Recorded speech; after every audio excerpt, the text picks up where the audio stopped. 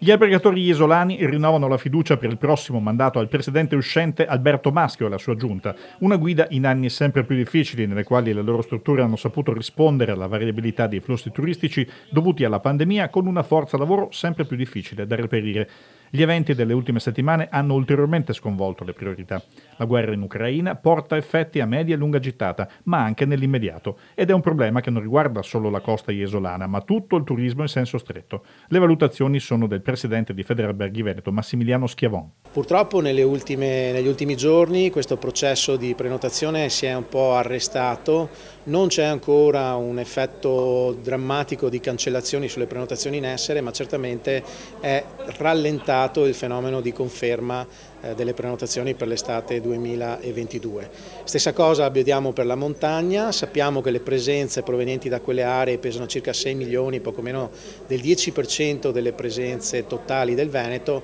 però sono presenze significative perché interessano anche un mercato alto spendente, che è quello del mercato russo, che certamente per il 2022 non vedremo ancora riprendere. Le altre problematiche riguardano invece dall'osservatorio regionale il mercato per le città d'arte, perché una guerra in Europa certamente non viene vista di buon grado anche dal turismo americano, che è un turismo alto spendente per le città d'arte che con buona probabilità farà più fatica a riprendere anche per questa stagione 2022. Quindi dinamiche dalle quali onestamente pensavamo